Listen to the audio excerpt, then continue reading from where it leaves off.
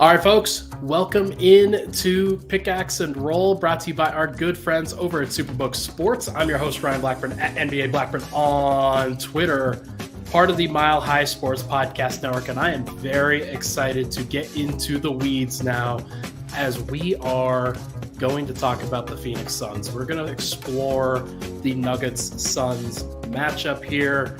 This is the coup de grace, the piece de resistance, the bell of the ball, whatever you want to call it. This is exactly what Nuggets fans have been waiting for in this run, and I am so looking forward to everything that comes from this series. There's going to be drama. There's going to be animosity. There's going to be ups. There's going to be downs, and we're going to find out. We're going to find out real quick if the Nuggets have what it takes, if they are the team that we keep saying that they are.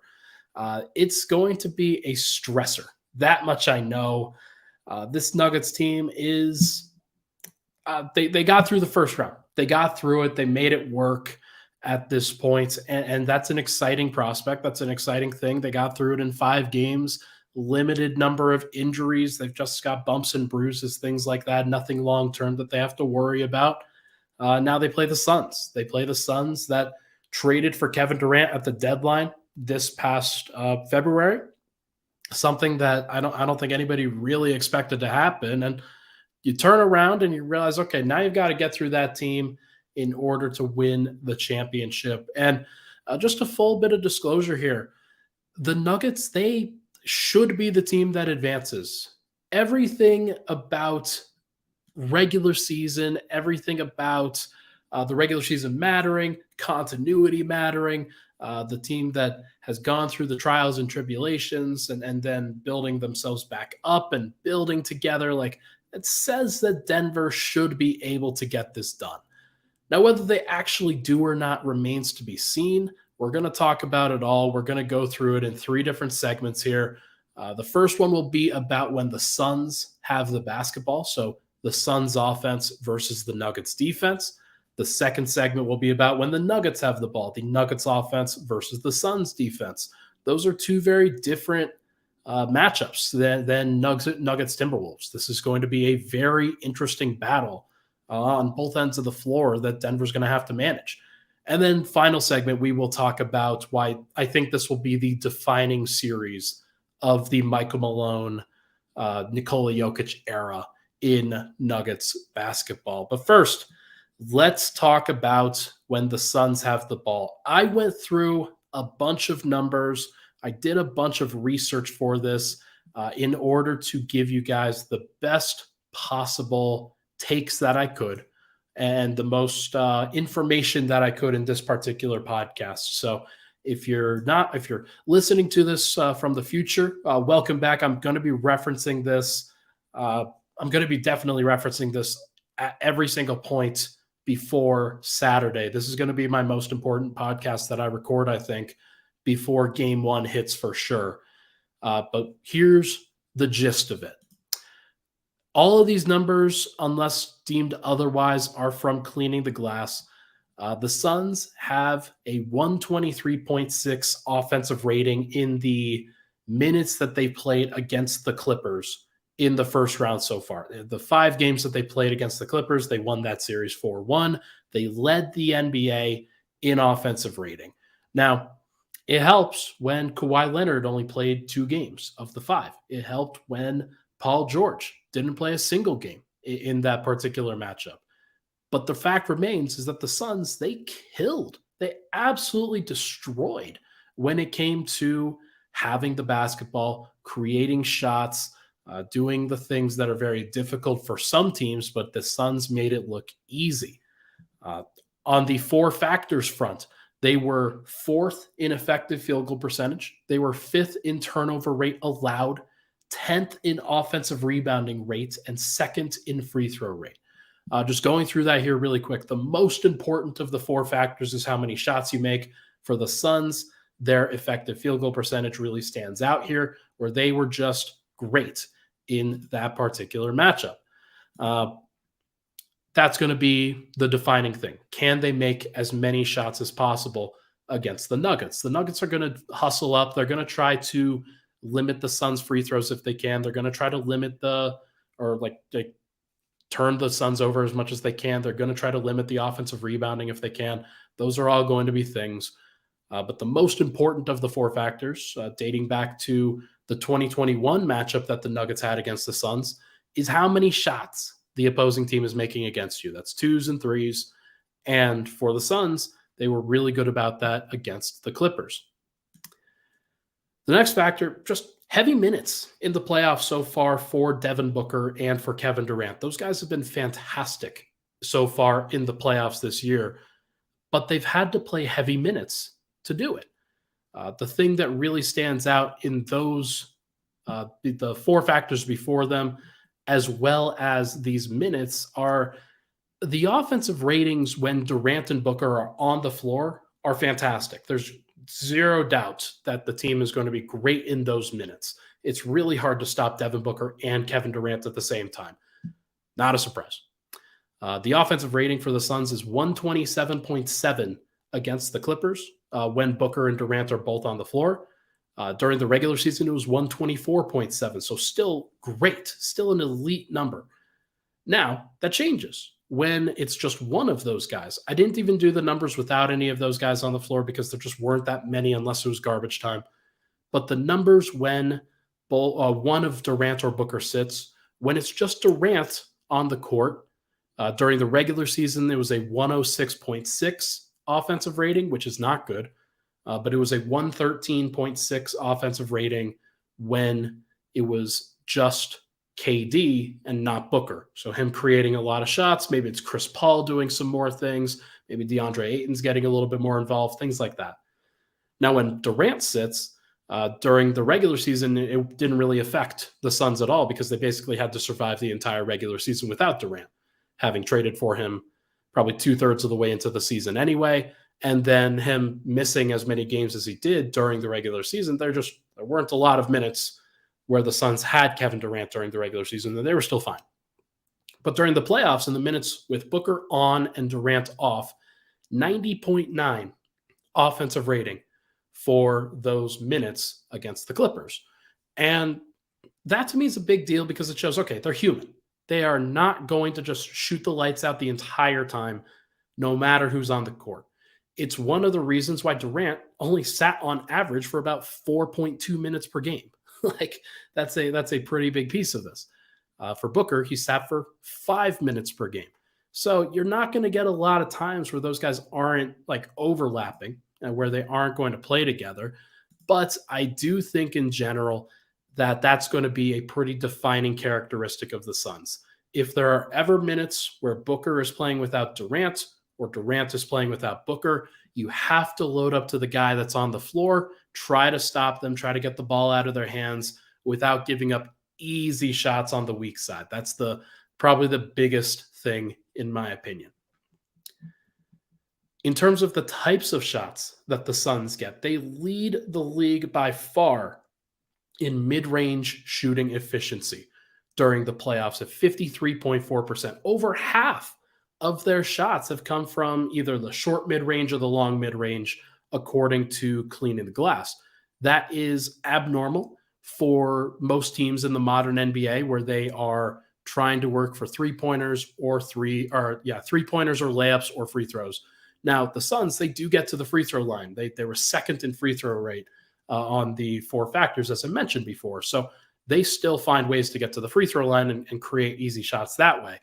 But if they don't get to the free throw line as much, and if they get a whole bunch of mid-range shots but don't take a bunch of threes, they are last in the NBA in generating shots at the rim. They're last in the NBA in generating shots from three. If that persists and Denver can cut down on the number of fouls that they accumulate against the Suns, then that's going to play the math game where the Suns, despite the fact that they're shooting great from everywhere, they're not going to have as valuable of an offense as they did against the Clippers. That's where you have to win the battle against them. It is not something where, in general, you can't stop Kevin Durant and Devin Booker. That's not going to happen. You've got to keep making them take tough shots, and you've got to hope that your contests are really good. Now, sometimes you have to disrupt them. You have to prevent them from getting to their spots. You have to uh, just do technical things, veteran things, physical things, but you have to do it without fouling. It's a very tough balance that you have to strike. But we are going to see whether Denver can do that or not. The fact is that the Suns, they have elite shooting efficiency in every spot on the floor. There are no weaknesses there. There are certain things that they do better. There are certain things that they do more than others, but just looking at these shooting efficiencies, they are third in field goal percentage on shots at the rim, fifth in field goal percentage at the short mid range, third in field goal percentage in long mid range, fourth in corner 3-point percentage, and fifth in above the break 3-point percentage. That's super daunting. That is not an exciting thing to have to go up against if you are the Nuggets. That's a really stressful thing. I can't stress that enough. But what I will say, and here's a little bit of solace that I think Nuggets fans can take heading into this matchup. The Suns, they played against the Clippers, and the Clippers without Kawhi during 3 of those 5 games, without Paul George in all 5 of those games. The Clippers did a thing in that matchup where they didn't really play Robert Covington a lot. They didn't play Nicholas Batum as often as he probably should have played. They had a couple bigs that they played in Ivica Zubac and Mason Plumlee, but the overall lack of size on that roster was pretty apparent. There were a lot of lineups where those guys were playing 4 or sometimes even 5 guards all the time in those particular matchups, just running through the collective height of this Clippers rotation based off of the minutes played. Here are the top 10 players in minutes played for the Clippers. Russell Westbrook at 6'3", Norman Powell at 6'3", Eric Gordon at 6'3", Terrence Mann at 6'5". Those are your top 4 guys in minutes played. Ivica Zubac then shows up at 7 foot. Nicholas Batum is at 6'8". Mason Plumlee is at 6'11". Then Bones Highland comes in at 8th at 6'3". Kawhi's 9th in minutes played in this series at 6'7", and then Marcus Morris at 6'8". So they did not have a lot of collective size. On average, based off of the minutes played in the Clippers rotation, they averaged a playing height of 6'5.8". So just under 6'6".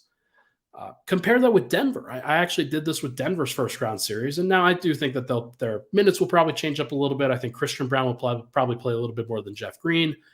Maybe Bruce Brown plays a little bit more than Michael Porter at various points. But in general, based off of Denver's first round series, their average height was closer to 6'8" as opposed to the 6'6", 6'5", and basically 3/4 that the Clippers played.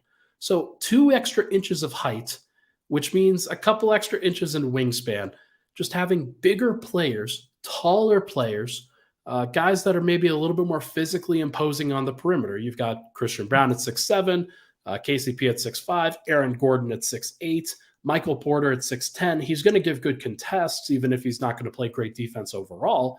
I do think that Denver, based off of their rotation, is in a better position to force height to be a factor on some of these Suns' elite shot makers. Do I think that KD and Devin Booker are still going to go off against the Nuggets? Absolutely. How could you not? They're amazing.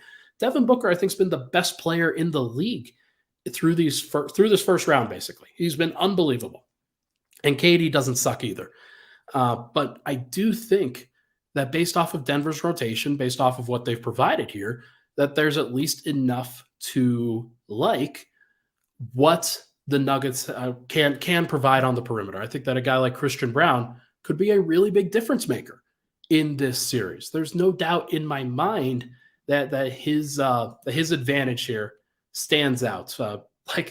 Christian Brown is 6'7". The only other guy that played in the top 6 or the top 5 of the rotation on the Clippers that was 6'7" or taller was Ivica Zubac, who's a center. Russell Westbrook is 6'3", Norman Powell 6'3", Eric Gordon 6'3", Terrence Mann 6'5". Those guys are solid defenders in their own right, but I do think that honestly Denver has a better chance of defending the Clippers well or defending the Suns well than I think the Clippers did. And I don't think people really take that they assume that the Clippers are this great defense But they didn't actually finish better than the Nuggets in the regular season. There was no reason to believe that this version of them could defend the Suns. I think there's reasons to believe that the Nuggets can be a little bit better. They don't have to be great, but they've just got to be just a little bit better. And if you can do that and then outscore Phoenix, like I think a lot of people believe the series is going to come down to, then you have a chance. Absolutely. Maybe you should even be the favorite. But I understand why Denver's not the favorite based off of this. But I do think that based off of some of the pressure points here, the Suns are going to be awesome with Booker and Durant. When one of those guys sits, it's going to be interesting. It's going to be a different factor here. I think there's going to be a lot to like in those minutes where one of those guys sits. Denver has to take advantage of those moments. They have to put on a lot of pressure. They've got to load up to whoever's still out there and make sure that the shots are really difficult. But if I'm looking at pressure points, I'm looking at, can Chris Paul be the same Chris Paul that destroyed Denver in 2021? Let's just look up his series numbers against the Nuggets back in the day. It was not great in that series. Denver could not guard Chris Paul. They really struggled against him. And I'm just going to try to pull it up here. Okay. In that series, Chris Paul shot 62.7%. He shot 75% from three. He shot 100% from the free throw line. He had 10.3 assists and 1.3 turnovers. That's nuts. That is unbelievable. I don't think this is the same version of Chris Paul that faced the Nuggets in 2021. I just don't. I look at the numbers that he put up against the Clippers, and there are things that he's going to be better against the Nuggets at, like getting to his mid-range elbow jumpers. He's going to be better at that in this series than he was against the Clippers last series. But I do think that Denver's got better personnel this time around to kind of match up with him a little bit. Bruce Brown should be great in that matchup. Jamal Murray provides a little bit more size in that matchup and will be competitive there. KCP, if he switches out on that, will be okay. And then they're going to hunt Michael Porter, but he's 6'10". Like, he can absolutely help out in trying to contest some of those shots. So if they seek that out, like, I just remember Chris Paul having the Nuggets in hell in that series, and I just don't think that it's going to be like that this time around. But we'll see. Like, that's a swing factor. So if it goes Denver's way, then they've got a chance. Another one, Torrey Craig. He made 10 of his 18 threes in the first round. That's over 55%. Is that going to hold up? Is he going to shoot 40%? Is he going to shoot 30%? Is he going to shoot 25%? If he shoots 40%, then it's tough. It's something that Denver's going to have to live with. But if they do live with it, then they'll be okay.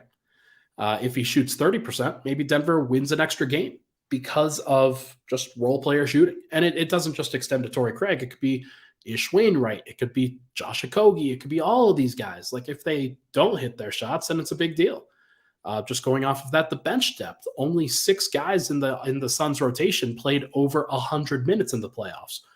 Denver has, I think, 7 guys who did, and they've got a lot of guys they just kind of share a little bit more of that load than what Denver has had than what the Suns have had so far. The Suns, they've put a lot on Devin Booker and Kevin Durant. Will that wear them down? I don't know. And then the last one is DeAndre Ayton. Ayton only shot 53% from the field against the Clippers. I think he'll be more efficient against the Nuggets just by the nature of the pick and roll, by the nature of what he's going to be asked to do. The question is, how much more efficient? Is he going to be shooting 65%? Is he going to be shooting 75%? Is he going to be shooting only 55%? I think there are levels to this conversation. So if he's not that much better, then Denver obviously has a chance. They can make it work. I don't think Denver's stopping the Suns. There's no way that they're stopping the Suns. But what I will say is that it's not hopeless. I think it's being framed a lot as a hopeless proposition for Denver to try to get any stops at all against the Suns. It's going to be tough. There's no doubt about that. But I do think that Denver can get some stops. Whether they get enough stops, that remains to be seen. All right, let's take our break. When we come back, we are going to discuss just everything involving when the Nuggets have the ball. That'll be a much more pleasant conversation. But first, everybody, as you know, Superbook Sports is our big advertiser for this podcast, our big sponsor for this pod. They do a great job of pushing content and pushing betting for baseball and the postseason hockey and hoops. Make sure to check it all out this spring at Superbook Sports. They're the best wagering app around with a direct line to experienced bookmakers behind the counter in Las Vegas. Plus, get a $250 bonus when you sign up, deposit, and wager in the same day. Don't let spring pass you by without winning money at Superbook Sports. Visit superbook.com for terms and conditions. Gambling problem? Call 1-800-522-4700. We'll be right back on Pickaxe and Roll.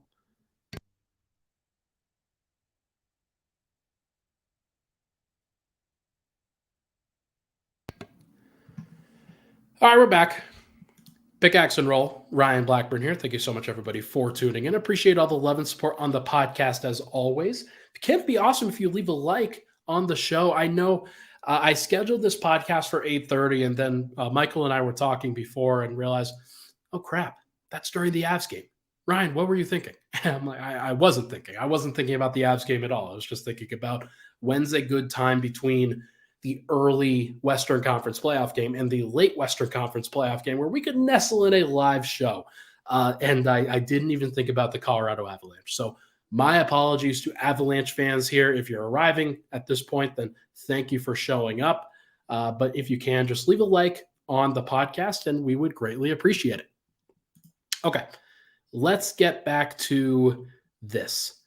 When the Nuggets have the basketball, I've been framing it as when the Suns had the basketball in the first segment. Now we're going to talk about when the Nuggets have the ball. This will be a little bit shorter. I think this is a much kinder conversation for Denver. They're going to be able to do some good things. What I will say, Denver in the first round had a 118.6 offensive rating. That ranked third in the NBA playoffs, and it was very much in line with what people should expect. Going back to the other one, when the Suns have the ball, obviously the Suns have a 123.6 offensive rating. Denver has a 110.4 defensive rating. That ranks sixth in the NBA playoffs. So on that end, it's at least a strength versus moderate strength based off of what Denver did against the T-Wolves. In this particular matchup, the Nuggets have a 118.6 offensive rating that ranks third. The Suns have a 117.6 defensive rating based off of the 5 games that they played that ranks 16th in the NBA playoffs. And it's 16th because it's not like 16th out of 16. It's 16 out of 20 because that counts the play-in teams. Unfortunately, that was the distinction that Cleaning the Glass made. So my apologies. Some of these stats will, if it's 16 out of 16, it's not really out of 16. It's out of 20 on those particular numbers. But here is the 4-factor battle. Denver is 5th in effective field goal percentage. They are 3rd in turnover rate, 11th in offensive rebounding rate, and 12th in free throw rate. So pretty average in those last 2 categories, 11th in offensive rebounding, 12th in free throw. But they're pretty good in terms of effective field goal percentage and in turnovers. And what that is limiting the number of turnovers as the total percentage of your possessions. That's a good thing for Denver. And much like the Suns, the Nuggets have been an efficient shooting team, an efficient scoring team on the very first possessions that they have.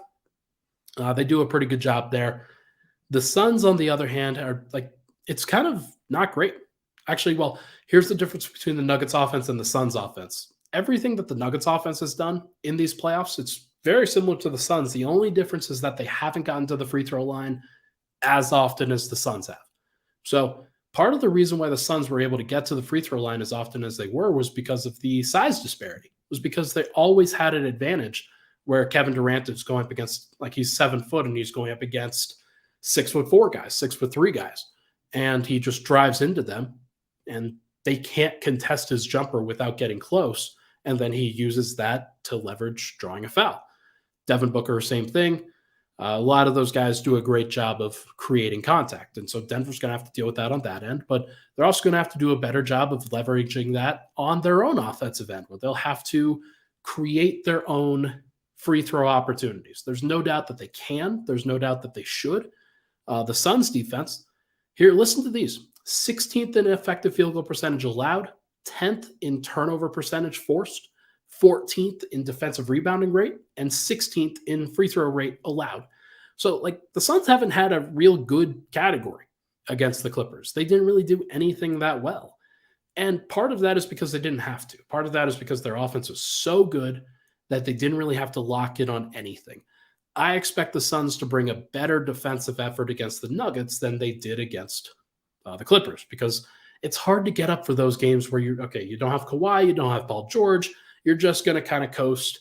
Obviously, they've got Russell Westbrook and Norman Powell and Eric Gordon, and if those guys are creating the majority of the offense, it's not a surprise that the Suns are probably not super motivated on the defensive end, because they know they're going to always be able to outscore that team. So that's always going to be a thing. But what I will say is that Denver, they can make that work. They've got the advantage on offense over the Suns defense for sure. Suns don't really do that great on any particular factor. And I do think that this matchup should be pretty helpful, because it's better than the last matchup for one thing. No Nickeil Alexander-Walker or Rudy Gobert should help out Denver. Those two great individual defenders and honestly pretty good team defenders against a team like Denver, where you have to have good matchups against Jokic and Murray. There are some similarities between Ayton and Gobert. There aren't a lot of similarities between guys on the Suns and Nickeil Alexander-Walker. So Jamal Murray should have a pretty good series here. There's no reason why he can't have success. He has to continue to create good shots for himself. He can't fall into the trap of trying to match what the Suns are doing. He just has to continue generating great shots for himself and for the team. But I do think that the matchups are better. This is a better matchup for Denver specifically. Denver's offensive rating with Jokic and Murray out there in the regular season was 125.4. In the playoffs against the T-Wolves, it was 119.4. So you expect a little bit of a drop-off in a playoff situation. But 119.4 is still pretty good. Nothing to really sneeze at. Offensive rating with just Jokic out there without Murray, 126.6 against the Wolves. Denver was still very good in those moments, and Denver found a lot of success with Bruce Brown out there, with Michael Porter running DHOs, and then Jokic just kind of commanding everything at the top. It was really good stuff.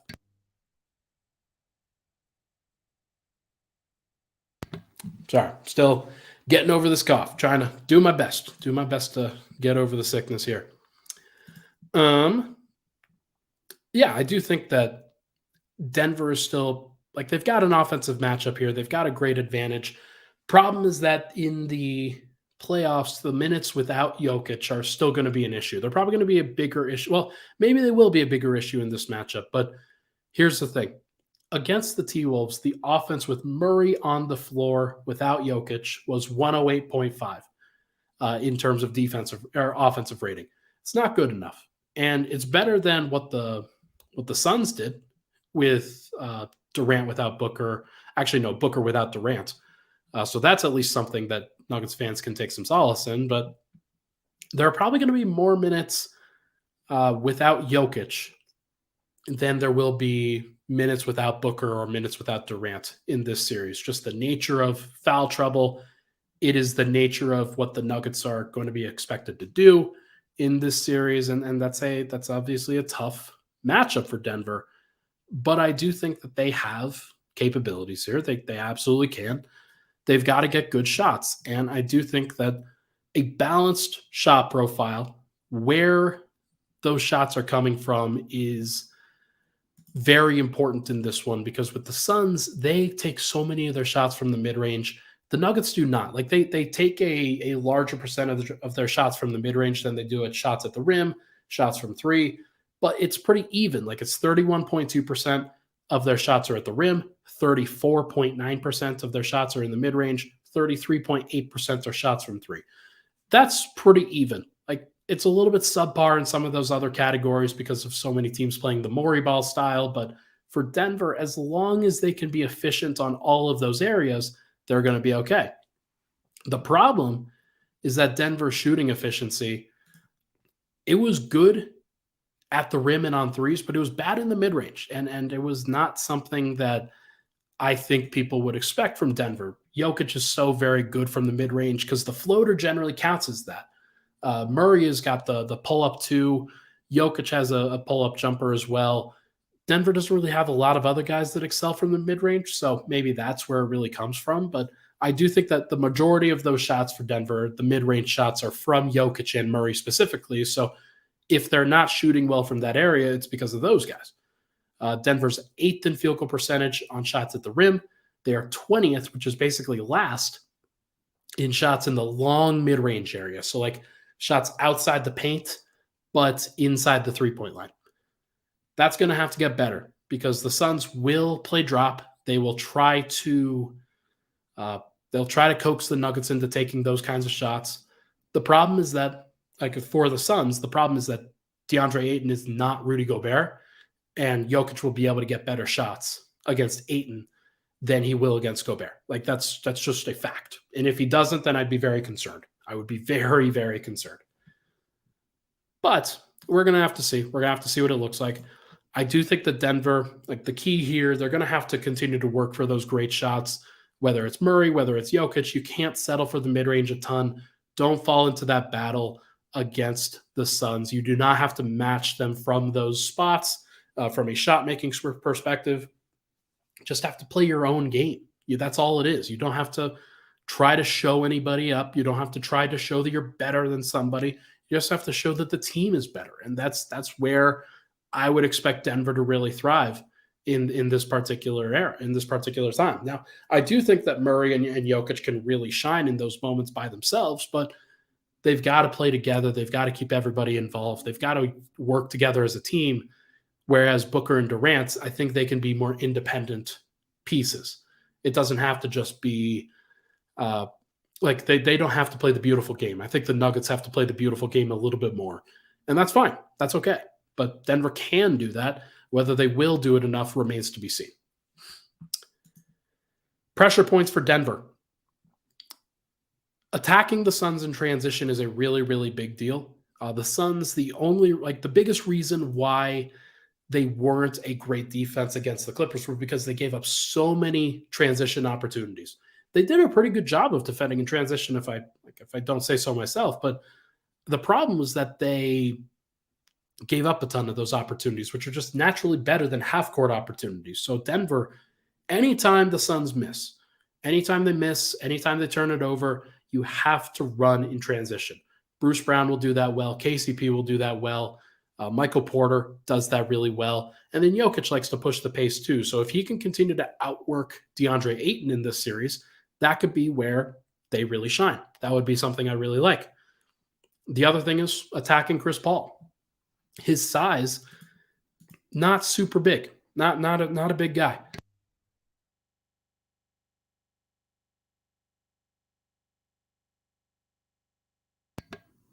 Sorry. Not a big guy, Chris Paul. He is a definite pressure point for the Suns. He's being asked to play so many minutes right now, Chris Paul is, that it's just going to be an issue for him. They're getting back Cam Payne. Cam Payne was good against Denver in that 2021 series.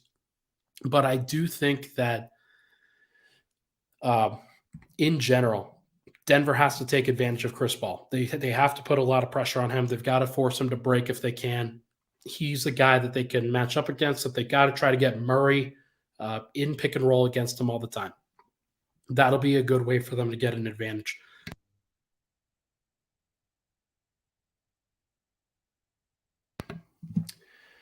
Yeah, will be a good way to make that work. Then Jokic one-on-one versus DeAndre Ayton. That'll be the last thing. The Suns are going to try to defend one-on-one.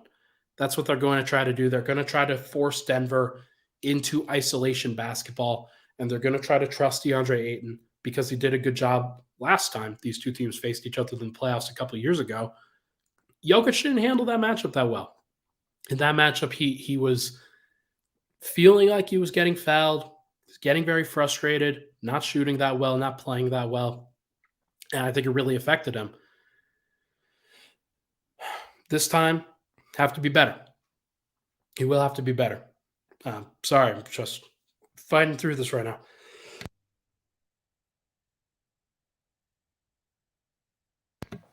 Man, I'm so glad that they have an off time right now. Like, for those that are listening on the audio version, I'm coughing up a storm here on this live YouTube section. So super cool. I know this is great content for everybody. Thank you for hanging out and listening. But no, I think Jokic is going to have to be big, obviously. He's got to be the best player in the series. If he's not, then that's a problem. Let's take another break. When we come back, we are going to discuss why this series is such a big deal for Nikola Jokic and Michael Malone. We'll be right back. Hey, what's up? It's DeHuff. You got to check out my podcast, DeHuff Uncensored. I give an unfiltered reaction to all the crazy headlines from across the globe, and I'm not afraid to give an honest opinion about the Broncos, Nuggets, Avalanche, and Rockies. It's the DeHuff Uncensored podcast. Subscribe, listen, laugh. Oh, God. I look like hell. All right. God.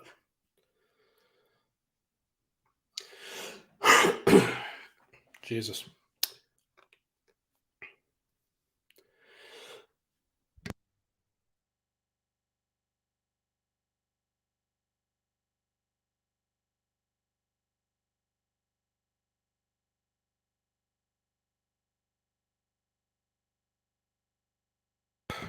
I think tea is a good idea for somebody who brought that up in the comments section. Yeah, we're fighting through. I think I'll try to get that after the podcast. Whatever I can do. It's just I've been sick for like 5 days. Like it's just horrible, and it's very frustrating to feel like I'm getting better and feel like I'm getting through this. But I gotta take care of myself. So we're gonna do a short last segment of the podcast here. This playoff series is going to be big for Nikola Jokic and for Michael Malone. Last 2 years, I think you can definitely chalk up to. I think you can definitely chalk up to injuries. I think you can definitely chalk up to being tired. Not having Jamal Murray, I think everybody sees in this playoff series, this last one against the T-Wolves. It's really helpful to have a guy like Jamal. Really helpful to have a guy who can go off for 40 points, 35 points, whatever, and just take some pressure off of Jokic. Like having somebody who can run pick and roll with you, who can set you up a little bit, who can, like at times, Jokic can just let Jamal work. When Jamal has it going, sometimes you just want to let him keep going because if he's able to do that, it saves Jokic some minutes in game. It saves him some energy in game. There will be times where Jokic has to go to work, and I think he will in this particular series, but this is going to be a big one because there's just no excuses, right? Denver managed the regular season well. They didn't put a lot of strain on Jokic. They didn't put a lot of strain on really anybody, and they're as healthy as they could possibly be heading into this particular matchup. This is the one. This is the big one. This is the one where Denver was embarrassed 4-0. They had to get it done. They had to make it work. And now they've got an opportunity to do so. This is the best roster that Denver's ever had. This is the best fit that Denver has ever had around Nikola Jokic. Think about all the great pieces that Denver has. Murray, I think, is a great compliment. I know a lot of people love to criticize. I know a lot of people think that he should be offloading the ball to Jokic more, but him taking up some of those opportunities helps Jokic, and I don't think people fully appreciate that. He has to be great, Murray does, but he can be, and him being great helps everybody. Michael Porter can save Denver from the three-point line. Aaron Gordon can save Denver from a hustle standpoint and a rebounding standpoint and a defensive standpoint. KCP does a great job in terms of spacing the floor and playing defense. Bruce Brown does a great job in playing defense and was the combo guard that the Nuggets needed in this last little stretch to help out Murray. So it was really, really good stuff there. And then Christian Brown, Jeff Green, guys off the bench, anybody else that gets up off the bench, we will see. But I do think that this is the best fit the Nuggets have had. And now the opportunity comes for Nikola Jokic and for Michael Malone, really, both of those guys. That's where the pressure lies. It's not with Murray, really. Like, he has to be great. It's not really with Porter either. Like those guys will, like, if they're great, then Denver will win. If they're not great, then Denver can still win. But I do think that a lot of that pressure comes down to how good Denver's defense is and how good Denver gets through the tough moments. Nikola Jokic and Michael Malone are the guys that are at the center of all of that. Jokic, let's start with him first. Faced a lot of slander, faced a lot of criticism, and this is the defining one where if he gets through the Suns, even if they don't win a championship, even if they, let's say they lose to the Lakers, it'll feel bad. But if you get through the Suns and the exact team that a lot of people are picking against Denver because of their style of play, because of Jokic's deficiencies, if Denver can find a way to get through that, it at least proves the concept that it's possible. It at least sees that you can do it. There's a lot of people that don't think Denver can do it just because of the way that they have to defend with Jokic out there. We're going to find out. We are going to find out what that looks like. But I do think that it is going to be very interesting. And Jokic has just got a lot of pressure on his shoulders for sure.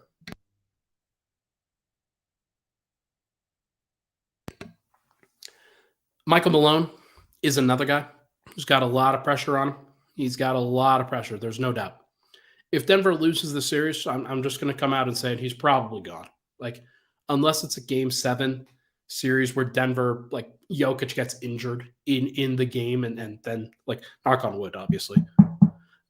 If that's the case, and there are circumstances that prevent him from having a full roster, then it's a little bit different. But if Denver has everything like it has been that's worked up together, then I do think that Malone is now at the position where it's put up or shut up time. Did a great job in that first round series, I think, getting Denver through it, getting them motivated in the right places, pushing the right buttons. It was a good Jeff Green series, good Bruce Brown series. Not as much of a Christian Brown series as I thought it would be, but that's okay. This is going to have to be a Christian Brown series. This is going to have to be a trust your rookie kind of series. This is going to have to be getting Michael Porter Jr. playing the right way consistently and then putting him in position where he can be the difference maker in some of these games. And then setting up Jokic and Murray for the best possible success on both ends of the floor. Those guys are both going to be targeted. They're both going to be battling in all 48 minutes and as many minutes as they play. Malone has to find ways to create advantages for his stars and mitigate the disadvantages that they're going to face. It's just got to happen. And if it doesn't, and if they fail, then he's probably gone. And look, I like Malone. I think that he's really good. I think that he's a great motivator of people. And I think that he's a sneaky good tactician. If Denver decided to move on, it's not the end of the world. It's not like it can't happen, but I want it to happen with Malone. I think that his identity is as much integrated into who the Nuggets are as anybody outside of Jokic. I think that Jokic is the guy who's the all-everything for the franchise, obviously. But behind him, it's probably Malone, even over Murray, who I think has the most pull within the franchise from a emotional identity standpoint. So it's interesting to think about what this team would look like if those two separated, but you don't have to, because if Jokic and Malone win this together, Murray wins it together, Porter's out there helping, and these guys advance to the conference finals and potentially further, then this could be this series right here could be the series that defines who those two are. And if Malone can push the right buttons, if Jokic can rise to the occasion, if he can be the best player in the world on a series against other elite shot makers like a Devin Booker and like a Kevin Durant, then it says a lot about who he is. I think he's fantastic. I think he will rise to the occasion, but there's people that don't. And there are people that think that he will fail.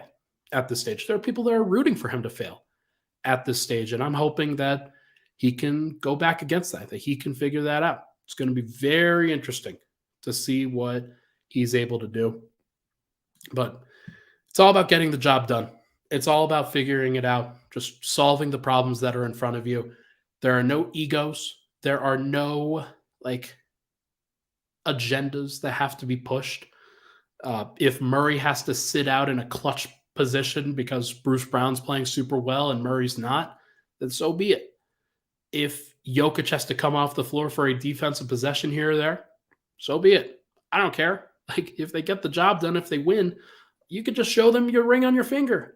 You do not have to show them anything else. You don't have to say, oh yeah, well, that ring doesn't count because Jokic was taken off the floor in a clutch game 4 defensive stop. That's not how it works. He's the leader on the best team. That's all that matters. So I do think that Denver, they've got a lot to figure out here. They still have to be a better version of themselves than they were against the T-Wolves. I think that they will be. But what I will say is that this is going to be an absolute war. I really do think that. I think that this goes 7. I think that this is a back and forth series where the Suns will probably steal one of the first 2 games, which means that the Nuggets are going to have to steal a game on the road in order to get it back to Denver. And that prospect is very scary. It's just a scary proposition to have to win on the road against Phoenix in what's going to be a very hostile environment for Denver. And then to have to play a game 7 against Kevin Durant. That's a scary thing. But look, I think Denver's built for it. I think that they're ready. I think that this is the year. And if they can't get through this year, then maybe it just wasn't meant to be. But I'm not going to approach it that way. I think that Denver's ready to get it done. I think that they're going to prove a lot of people a lot of things. I think that this is going to be a very exciting time to be a Nuggets fan. And it is only now that should be getting on board. It would be really awesome, T, if the Nuggets swept Denver. If the Nuggets swept Phoenix. I really do think that would be such a freaking awesome outcome. I do not think it's going to happen. But if it did, then we will just have to see. But for now, I think it's time to say goodbye. Michael, can you hit that outro music for me? Folks,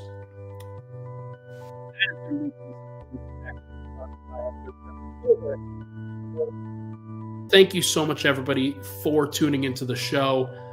Sorry for being sick. I'm going to go bathe myself in tea. I think that's probably the best way to do this. Medication and all of that. But look, this is going to be a crazy, crazy time to be a Nuggets fan, to cover the Nuggets. I'm looking forward to it. Everybody, it's time to get ready. Should be a lot of fun. Should be super stressful. Hopefully it's rewarding.